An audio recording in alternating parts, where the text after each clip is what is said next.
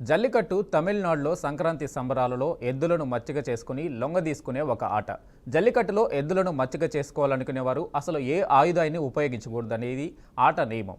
తమిళనాడులోని గ్రామాలలో సంక్రాంతి తర్వాత వచ్చే కనుమ పండుగ నాడు దీనిని నిర్వహిస్తారు. మదురైకి దగ్గరలో ఉన్న ఆలంగనల్లూరులో నిర్వహించే జల్లికట్టు పోటీలు ప్రముఖమైనవి.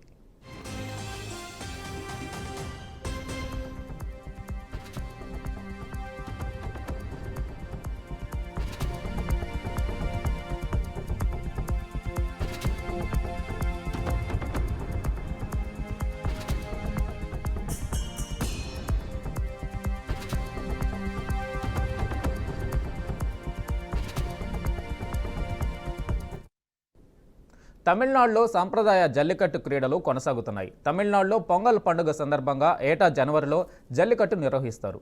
పరుగెత్తే ఎద్దులను పట్టుకొని నిలవరించేందుకు యువకులు ప్రయత్నిస్తారు. అలాగే గ్రౌండ్లో ఎద్దులను లొంగదీసుకొని వాటిపై ఆధిపత్యం చెలాయించేందుకు పోటీ పడతారు.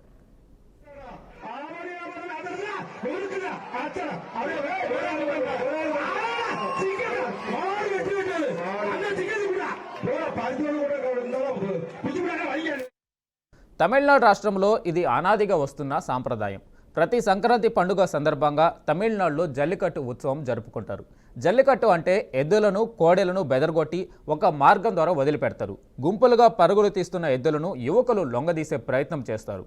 అలా లొంగదీసిన వ్యక్తిని విజేతగా ప్రకటిస్తారు. జల్లికట్టు పోటీలకు ప్రాధాన్యత ఎక్కువగా ఉంది. ఈ పోటీలను వీక్షించేందుకు రాష్ట్రం నలుమూలల నుంచి కాకుండా ఇతర రాష్ట్రాల నుంచి కూడా ప్రజలు తరలివస్తుంటారు. దీంతో ప్రభుత్వం ప్రత్యేక ఏర్పాట్లు చేస్తుంటుంది. భారీ బందోబస్తు నిర్వహించింది.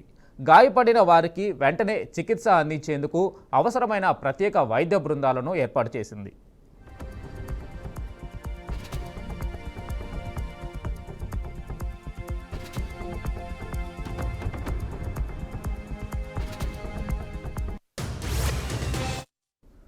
తమిళనాడులో జల్లికట్టుకు ఎంతో ప్రాచీన చరిత్ర ఉంది. ఏటా పొంగల్ సమయంలో కనుమ నాడు ఈ వేడుకలను నిర్వహిస్తారు. క్రీస్తు పూర్వం 400 ఏళ్ల మధ్య కాలంలోనే జల్లికట్టు నిర్వహించినట్లు ఆధారాలున్నాయి. ఈ క్రీడ నిర్వహించిన తొలి రోజుల్లో ఎద్దును లొంగదీసుకున్న ధైర్యవంతులైన యువకులను మహిళలు తమ భర్తలుగా ఎంచుకునేవారు. తర్వాతి కాలంలో యువకులు తమ ధైర్య సాహసాలను నిరూపించుకునే ఆటగా ఇది రూపాంతరం చెందింది. ఎద్దు మెడకు బంగారం లాంటి విలువైన పట్టీని కట్టేవారు. పరుగెడుతున్న ఎద్దును పట్టుకొని ఆ పట్టీని తీసుకున్న వారిని విజేతగా ప్రకటించేవారు. వారికి బహుమతి అందించేవారు.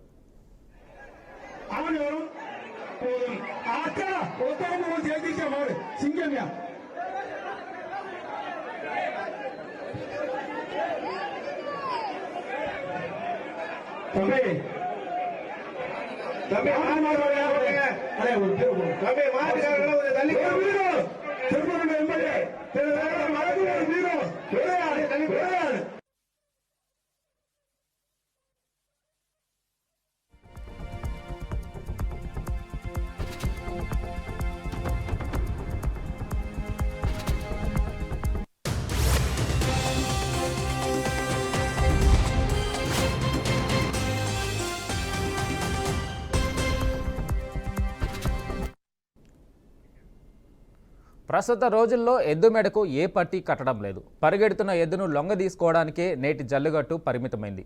ఇందులో ఎద్దు కాళ్ల కింద పడడం, దాన్ని లొంగదీసుకునే క్రమంలో కొమ్ములు శరీరంలోకి దిగడం వల్ల గాయాలు అవడం యువకులకు సర్వసాధారణ విషయం. అయితే మరికొన్నిసార్లు ప్రాణాలు కోల్పోయే అవకాశం కూడా ఉంది. అందుకు ప్రభుత్వం భారీ బందోబస్తు నిబంధనల మధ్య ఈ పోటీలను నిర్వహిస్తూ ఉంటుంది. భారీ జనం మధ్యలో వదలడం వల్ల ఎద్దు బెదిరే అవకాశం ఉంది, కానీ దాని ప్రాణాలకు దాదాపు ఎలాంటి ముప్పు ఉండదని అక్కడి వాళ్ళు చెబుతుంటారు. అయితే ఇది జంతు హింసే అవుతుందనే వాళ్ళు కూడా లేకపోలేదు. ఇదే విషయమై గతంలో సుప్రీంకోర్టులో కేసు కూడా నడిచింది. అయితే తమిళులంతా ఒక్కటై పోరాడి జల్లికట్టు సాంప్రదాయాన్ని చట్టబద్ధంగా మార్చుకున్నారు. మదురై, ఆనంగనల్లూరు, పుదుకొట్టై, తమ్మంపట్టి, పాలమేడు, శ్రవయాల్, కందుప్పట్టి వంటి ప్రాంతాల్లో జరిగే జల్లికట్టు ఉత్సవాలు ప్రత్యేకమైనవిగా చెబుతుంటారు.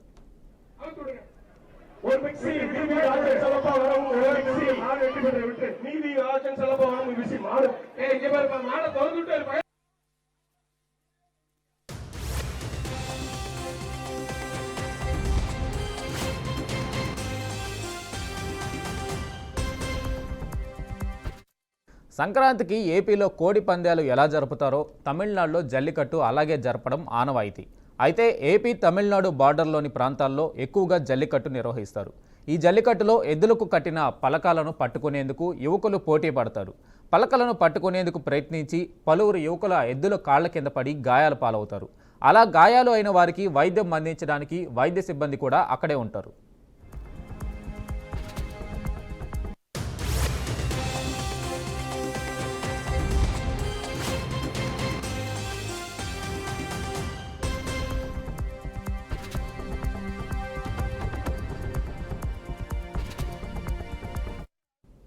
అయితే మదురై జిల్లాలో భారీ ఎత్తున జల్లికట్టు పోటీలు నిర్వహిస్తున్నారు. ఈ కార్యక్రమానికి తమిళనాడు ప్రభుత్వం అవసరమైన అనుమతిని జారీ చేసింది. ఈ పోటీలో 1100 ఎద్దులు, వాటిని పట్టుకునేందుకు పోటీగా 900 యువకులు పాల్గొంటారని నిర్వాహకులు తెలిపారు. భారీ భద్రతతో పాటు 10 ప్రత్యేక వైద్య బృందాలను ఏర్పాటు చేసినట్లు నిర్వాహకులు పేర్కొన్నారు. గెలుపొందిన యువకుడికి ఓ కారు, ట్రాక్టర్ బహుమతిగా ఇస్తున్నట్లు నిర్వాహకులు ప్రకటించారు. ఈ మధ్యకాలంలో జరిపిన జల్లికట్టు పోటీలలో ఇదే పెద్దదిగా చెప్పుకోవచ్చు.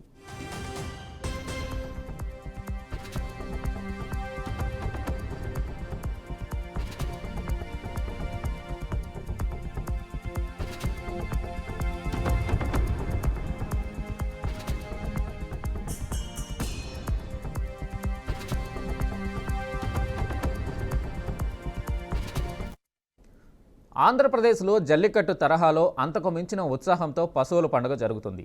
రంకెలేస్తూ పరుగులు తీసే కోడిగిత్తలను పట్టుకోవడానికి యువత ఉత్సాహం చూపుతుంది. దీన్ని చూసేందుకు ప్రజలు ఇతర రాష్ట్రాల నుంచి వస్తారు. చిత్తూరు జిల్లా కర్ణాటక, తమిళనాడు సరిహద్దుల్లో ఉండడంతో ఆ రాష్ట్రాల సంస్కృతి ప్రభావం ఇక్కడ ఎక్కువగా కనిపిస్తుంది. తమిళనాడులో కనుమ రోజు జల్లికట్టును జరుపుకుంటే ఇక్కడ మాత్రం సంక్రాంతికి ముందు నుంచే జల్లికట్టు తరహా క్రీడను జరుపుకుంటారు. దాని పేరు మాత్రం పశువుల పండుగ. అదే కర్ణాటకలో మైలార్ పండుగ అని కూడా పిలుస్తారు.